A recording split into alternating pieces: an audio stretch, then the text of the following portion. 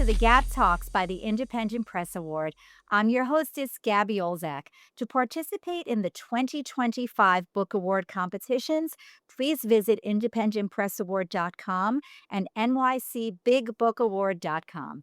Today, on our episode of the GAB Talks, we will be chatting with Anne M. Mracek, author of Unpacking the Attic, A Path to Healing Your Inner Child, a 2025 Independent Press Award distinguished favorite in the self-help motivational category. Anne is an author, storyteller, illustrator, composer, singer, dancer, and speaker. She earned both a bachelor's and master's degree in music theory composition from the University of Kansas, where she also studied painting and silversmithing. Anne is also the author and illustrator of the children's book Friendship Flies the Sun, the ancient Egyptian legend of scarab beetle, and the novel for young readers, My Best Friends Live in the Woods, The Adventures of Albert, which she narrates on YouTube, and teaches private piano, voice, and music composition lessons in her own studio. She has been belly dancing since 1979 and is the founder and director of Alba Rocks Belly Dance Company. Anne's work focuses on kindness, compassion rather, and selflessness. Anne and her husband have traveled to 26 countries in the past 13 years. And she resides in St. Louis, Missouri with her husband, Richard. Congratulations, Anne, and welcome to the Gab Talks. Thank you, Gabby. This is a delight. Thank you for having me. A lot Oh, of fun. it's wonderful. I just love the title, Unpacking the Attic. It represents so many things, unpacking physical things, but metaphorically, it speaks to unpacking the attic of your mind. Right. I would say it's part memoir and definitely a guide to healing. Yeah. So, Anne, if you would share your story and how unpacking the attic came to be. Sure, absolutely. I found myself at a crossroads in life when my parents asked me to empty their home of 56 years for resale. They announced they were moving into assisted living in 2 weeks. And they thought I could empty this 3-story, 6,000 square foot home in these 2 week period. Well, obviously it was impossible task. It took 5 months and long enough to write a novel. Okay. Well, at So, least something very positive came out of it. it did, and I found that through this process, it became very apparent that there were broken relationships within the family, and I was having triggered responses to suppressed childhood memories, and it was time to quit fighting those old battles, to face this with compassion, the intent to heal and forgive, and to try to rewrite a lot of the negative self-imaging and, I would say pre-programmed into me from childhood self-doubts and feelings of insecurity, unworthiness, with more positive narratives that would serve me now as an adult to bring that compassion and adult understanding back in time to those situations of childhood. In fact, Anne, you speak a lot about reframing your past Yes. traumas with an adult analytical perspective, which is so interesting. And I've never Yes. thought about it like that. Rather than focusing on a child's perspective, why is this so essential to the healing process?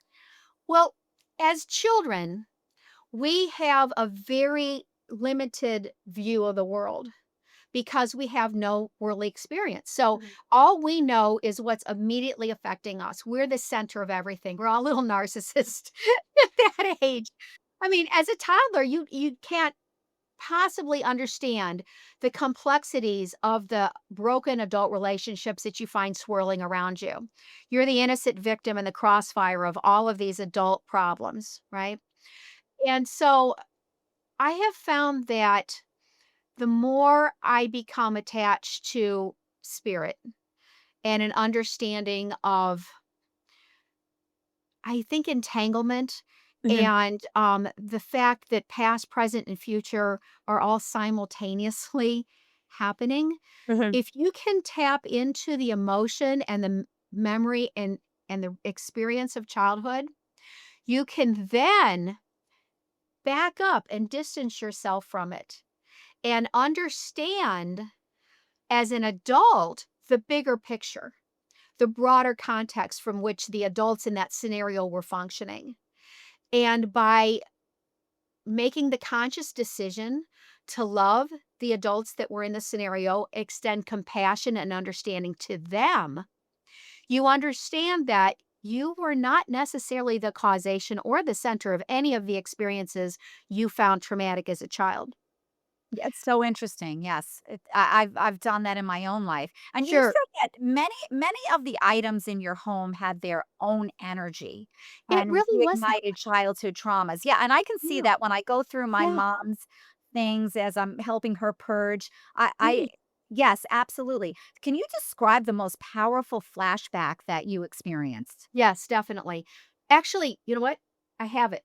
I keep it by me because it seems like a symbol of my healing for me. This is my grandfather's meerschaum pipe. It was a Turkish sultan. Mhm. And this was literally in my parents' attic.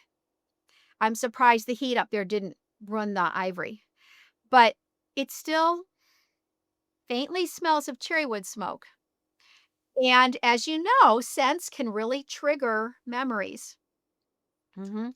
And when I found this, it suddenly, in a flashback, transported me to being at my grandfather's two family flat. And we would go to visit. I remember very distinctly this one time, and the only two words I ever remember him saying to me. We came in, took off coats, and he pointed at that red velvet couch and said, "Sit down." And I sat there frozen in fear as he and my parents went into his kitchen.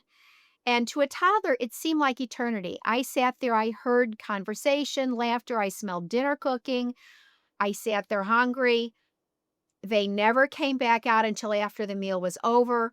He would come back and sit in the living room in his big green overstuffed chair, puff on this pipe, and fill the room with cherrywood smoke. And he'd stare out that window and never look at me. And all I ever wanted to do as a toddler was sit in his lap. And it never happened. Never had that conversation with Pop. Well, as a child, I internalized that is my pop doesn't love me, and I therefore am a broken, bad child, and I am not worthy of being loved.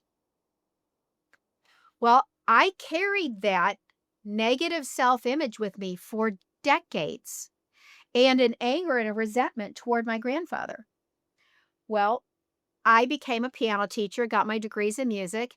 I used to take students to perform Christmas carols at his nursing home decades later, thinking that we could finally interact and have that conversation. And he would leave about halfway through the performance and go back into his room and not come back out. We never connected. We never had that conversation or that hug that I longed for all those years. Yeah, exactly. You have said that retrospection can be a powerful elixir to heal traumas and broken Yes. relationships. How did Yeah. it help in this instance, for example? So I then decided to meditate on this whole event and to try to distance the emotional response of the child and to try to put it in an adult perspective, which is what I call reframing. I remembered my mother saying that Pop lost his luster for life when my grandmother, his wife, died. She died very early in her 50s of diabetes. And then I also remembered a trip my husband and I took to China. Now, stay with me. You'll see why China is meaningful. We were walking through Chian, which is where the terracotta warriors are. And we were seeing vendors with tables full of what looked to me like paper doll things. There Mhm. were stacks of pictures of new homes and new cars and washers and dryers, all kinds of really random things. Wow, that's very And interesting. I asked our tour guide, "Is this for children to play paper dolls with? Why, right?" And he was like, "Oh, heavens, no. In our religion, we believe that when an item, a picture of an item, is purchased by a family member for their deceased, Mhm. prayed over, and then burned, that the smoke will rise to the spirit of the deceased family member and rematerialize as that gift in the spirit world." So they thought they were gifting new homes and new cars and appliances and clothes to their deceased loved ones by buying pictures of the item and burning it. Fascinating. So I decided to write Pop a letter. And even though he'd been gone for a decade, and at first I just wanted to yell at him, demand an apology. How Yes, dare you I do that to a understand that. toddler, right? But in the end, I wrote, I'm sorry you were broken. Hmm. And you missed out. We both missed out on one of the greatest joys of life, and that is to laugh with your grandchild. Yes, for And sure. I'm really sorry for that, but I understand and I forgive you. How can forgiveness empower folks? You know, I put that letter in a green ceramic bowl and lit it, the green bowl representing the chair he used to sit in. And as that smoke rose, I felt this wash of spirit of forgiveness to him, of compassion toward him, of an understanding, and for the first time, a truly unconditional love for the man that was so grieving. His heart was so closed, he didn't have room for a grandchild or a toddler. And all of those feelings of unworthiness, I'm a bad child, I caused this, that all evaporated. And for the first time, I felt like I had a healed relationship with this parent, this grandparent that I could never relate to. So it freed me from the anger and the resentment that I was carrying. So forgiveness is very empowering and freeing. It's very freeing to the person who's doing the forgiving. Now, did Pop read my letter in the afterlife? Doesn't matter, I always right? like to say Doesn't forgiveness is matter. more for you It than the is. person. It truly is because Yeah. now that anger and resentment was not framing my vision of the world. It was not telling me I'm unworthy of being loved. I'm unworthy of being in a meaningful, connected relationship. All of that went away.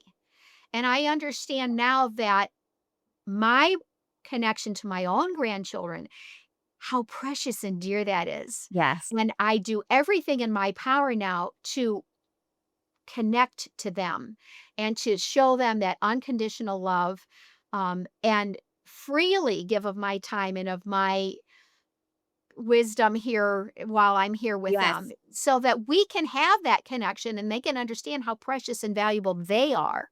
Well, you learned from your traumas, which not Yes, everyone does. What yes, can you recommend, and to survivors of childhood trauma to say to their inner child? yes. You need to understand that we are all capable of connecting to divine. For example, when I'm composing music, which I do almost daily, I sit at the piano, pray in gratitude. I thank the creative universe for the music that it's about to channel through me. And when my fingers hit those keys, I start to hear the composition. And I basically just take dictation. I tell my husband I've never actually composed anything, I've just only taken dictation. All the degrees in music have prepared me for the ability to take this download and to hear this flow and to know what I'm hearing and write it down. I almost go into a trance. I start with the first note of the composition, and when I finally exhale that last note and hear the last piece of music and the final cadence, I set the pencil down and I have a completed composition in front of me. And I never go back to change a note. It's incredible. I want to circle back to this, but you're bringing up the composition. Our listeners may not be aware of this, but your children's story, "My Best Friends Live in the Woods: The Adventures of Albert," is a YouTube sensation. It has more than 100,000 subscribers and climbing. There are 85 chapters, the first 20 of which are standalone stories.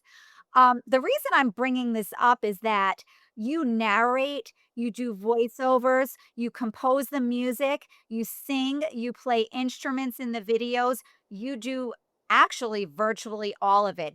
How do you do it? Again, it is understanding that I'm not broken. The childhood traumas were teaching lessons if you allow them to be.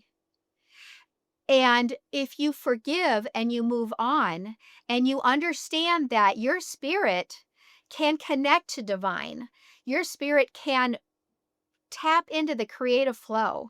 And when you allow yourself to align with your soul's purpose and to give to others in that compassion and that unconditional love, it's amazing what you can tap into, what you can accomplish, what you can give.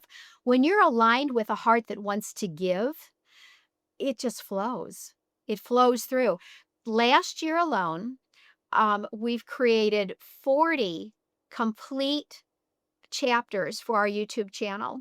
So of the 85 chapters that I have written of the book, 40 of them are now completed uh, upload chapters onto YouTube.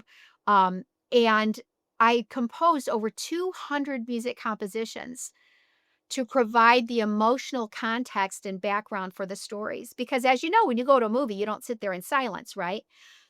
The underlying music provides the emotional context of what's happening. And so I compose and perform and record all of that music for the channel.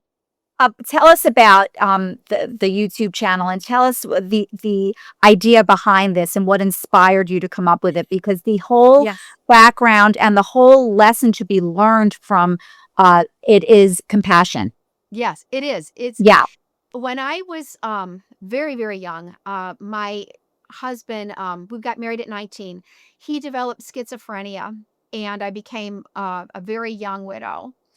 And I was trying to raise my daughter alone. It was very difficult, and I literally had no money for books for her. And I started telling these stories Uh, of of the adventures of Albert, who is a little raccoon. He's adopted by Mother Skunk in the Enchanted Forest, and I would make up voices for all the little characters, and that was our pretend playtime. hmm, When beautiful. my granddaughter came along, and she was about 4, I guess, my daughter said to her, "Ask Grammy about Albert." And Wow. I began writing these stories down for my granddaughter, never thinking of doing anything with it beyond that. Well, when she was about 5, she came to me and she said, "Grammy, I love Albert so much. You have to share him with all the children of the world." Isn't that lovely? And Wow. that's when I decided, okay, it's time to learn how to do YouTube and to share these stories, right? So Yeah. the underlying reason for the stories, each one teaches a concept of mindfulness and compassion Mm, in a very fun, interactive, non judgmental way. And by having the characters be forest animals, it separates the concept, like how do we live in community? yes. How do we handle bullying? How do we extend forgiveness and compassion to others? All of these concepts that are difficult to talk about with a child became fun and easy through the forest characters, and it eliminated any kind of religious, sociopolitical, racial, any kind of associations of outside baggage you might bring to the concepts by Folks having were it little really forest animals. It was very folks were really innocent. able to, focus on the message rather Right. than yes. Right, right. I mean, if I had said it in modern day America, there's too much baggage coming with that, right? Exactly, Yeah, yes. but having little raccoons and little skunks and little Jimmy It's Squirrel and engaging, it's fun, it's creative, yes. exactly, and the children are gonna relate to that. Yeah, for So, sure.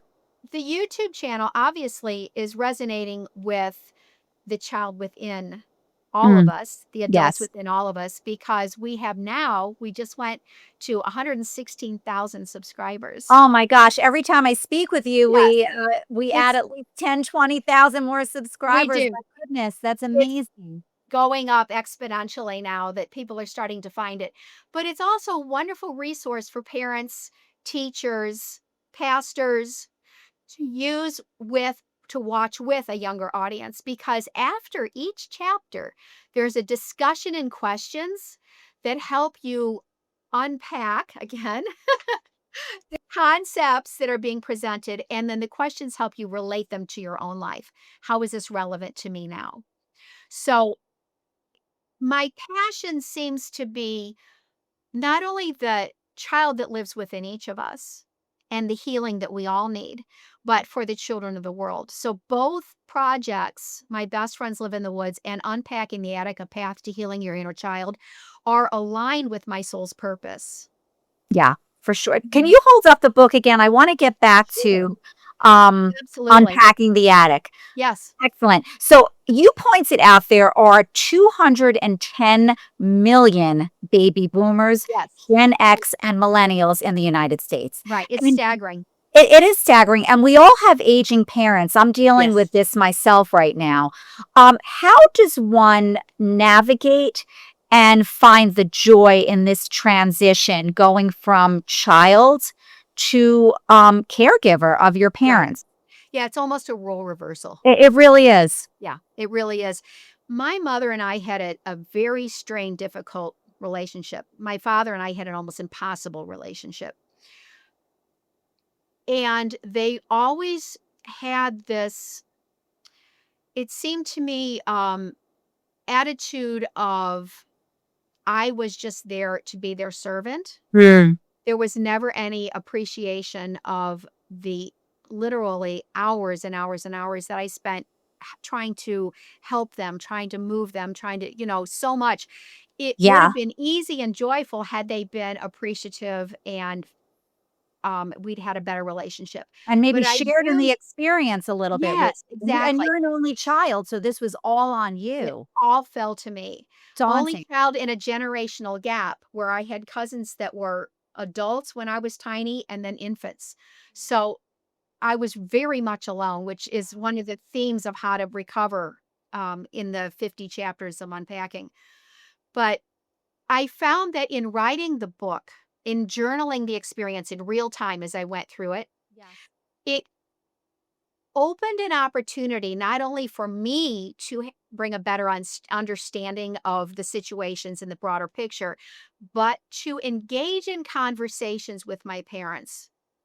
How so? And, well, for example, I developed an enormous separation anxiety complex as a child.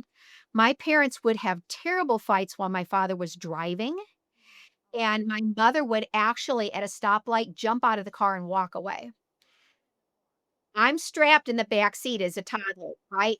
And I'm seeing mommy leaving, not having any way of knowing if she was ever coming back, knowing my father had never been a caregiver to me, and feeling abandoned. Oh, that must have been It terrifying. was terrifying, and Yes. it wasn't like it happened once. This happened as a pattern. It happened repeatedly. So I never had that feeling of stability and safety that And every child should security. grow up with. Yeah. Right.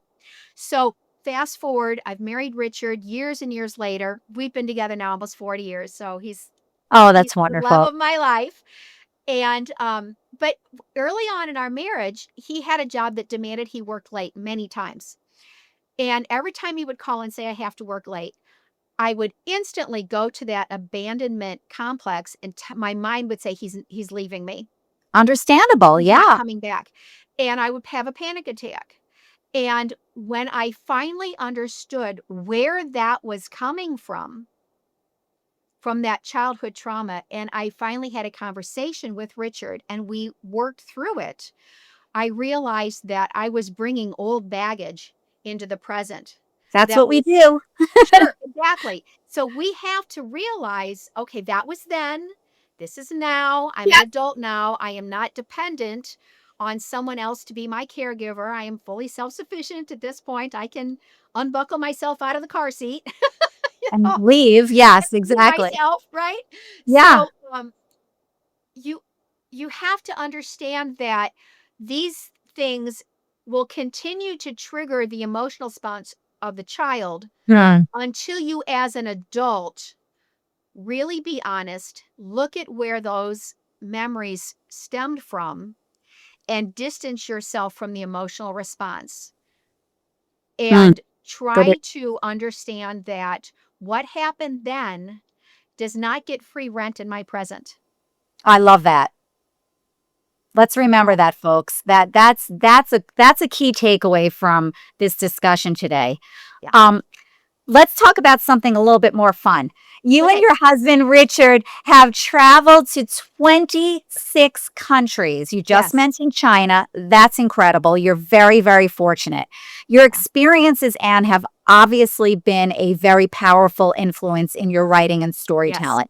Yes. What's the most interesting place you've ever visited, and how did it spark your creativity and your narratives? Yes. For me, it's hands down Morocco. Morocco, on my bucket And list. yes, and as a matter of fact, we're going to Morocco again in 2 weeks. Oh my Be goodness, you're so our lucky. second time. And I felt when I walked into a riad, which is like a palace type home with an inner courtyard, that I was home. I had a heart connection to the place. And I felt overwhelming joy of being there to the point that I began to have dreams. I think of a past life experience when I think I lived in Morocco. And I think many people, especially right now, are awakening to a higher spirit connection. And we're beginning to realize that we may be old souls that have been here before. And, I think also the travel helps you to understand that fundamentally we are all interconnected, beautiful souls that are here to learn to love each other and to support one another. And you realize that everyone just wants to raise their children. They want to provide for their families. They want the opportunity to find their soul's purpose and to find joy in their life, the pursuit of happiness, right? That is so true throughout the And entire world, one it be goal. makes you travel makes you a citizen of the world. And it brings you into an understanding of how interconnected everyone is. You know, a smile and a warm hello and a thank you don't need translation, right? They connect our hearts with one another. And I think that interconnectedness is one of the things that travel brings. It also brings a depth of awareness and understanding of the beauty of the diversity of the cultures of our world. Um, that actually, the new novel I'm currently writing delves into past lives. Yes, yes. Um, Working title is Through Eternal Time Our Song Plays. And I already have the theme song written and recorded, naturally. It started with the music. It started with the song, and excuse me, and I decided, "Oh, this is a story." And I've completed chapter 5 now. I've just started manuscripting the story, but it's a couple. I'll give you the snapshot. It's a couple that find each other through multiple past lives by their souls remembering a song. They have a melody that they remember, and at some point in their adult life, in each new incarnation, the song emerges into their consciousness, and it draws them synchronicities draw them together again, and they remember who they are, and they reconnect, and they have another life together. So, their souls have chosen to reincarnate and find each other and to re-experience this divine love over and over again through many life scenarios. That sounds lovely. When is the pub date expected for this? You know, interesting, you should ask. Okay. I have a meeting in June, with a producer, that may be interested in doing a movie out of it, so I was just going to say it really sounds like a it's very movie. cinematic. Yeah, I can visualize it as you're describing it. It yeah, really sounds like it can be a film. and the travel experience comes into play because these past Oh, lives each take place in a part of the world that I've been to. yes. So you So can write about what you I can know. write what you know is always Yes, the advice, yes, right? yes. So, one of the past lives is in India, which we just toured India. We just got back from India. One of them is in Morocco, of course. One of them is in ancient Egypt, of course. Been to Egypt 3 times. So, and it's actually when she touches a hieroglyph that she hears the music. So, that is her trigger for That this sounds present life. fantastic. I love So it. That and that's that's a good one. it is very Yeah. cinematic. It takes you through, like, this wonderful scope of, past life experiences, which I can make very vivid and real because 'cause I've actually lived in these places. I know what they smell like and feel like Mhm. and what you know, the overall sense of the place is very intimate. So, that's the current project. I'm getting up at 5 every morning and writing, which is my routine. That's your routine, so you have a Yeah, routine. yeah. Um, as you mentioned in your bio, Mhm. all of your work focuses on kindness, Yes, compassion, and selflessness. yes. As we leave, our podcast today, what can you share with us, Anne, is your proudest, accomplishment or something that you're proudest of in your life? Oh gosh, the unconditional love and depth of love that I have actively worked to cultivate with Mhm. my husband, my daughter, my grandchildren, um, hopefully my son-in-law,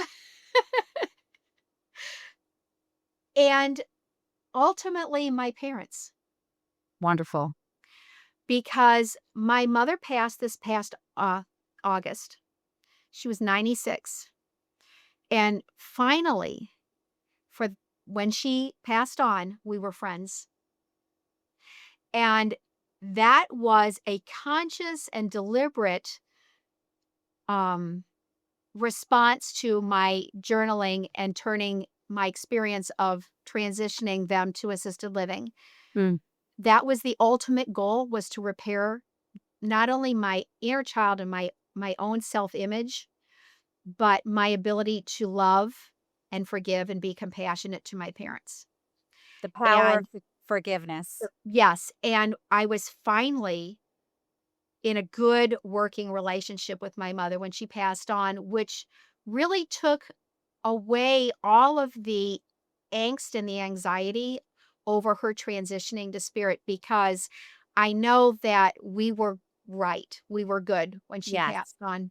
Yes, you were able to do that. Yes. You were at peace. We were at peace with one Yes. another, and we're not going to carry this karmic conflict into another incarnation. Yeah. It's been healed, it's good, it's been repaired, and I feel like always asking myself, "What is my soul's purpose? How does this fit in alignment with what I want to give? How do I want to make the world a better place? What is it that I'm here to give to others?" And I think if we align ourselves with that philosophy of gratitude and wanting to gift others with that unconditional love, make a Mhm. safe place for others, that you find that the pursuit of happiness is truly a process by which you are moving through and forward. And happiness isn't an end goal. It's a journey. It's the Yes. blossom on the journey of life. Thank you so much, Anne. How can our readers find out more about your work, Yes. purchase Unpacking the Attic, and watch My Best Friends Live in the Woods? We Yes. want it all. Very simply, go to Amazon and type in "Unpacking the Attic," and you'll see me and my baby me smiling back at you. Perfect. We love At it. AnnMracek.com, very simple, Excellent. and, mybestfriendsliveinthe.woods.com.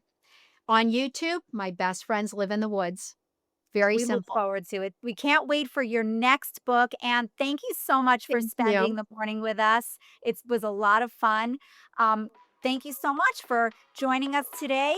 I am Gabby Olzak, the hostess of the Gab Talks. Until next time, keep on reading. Thank you.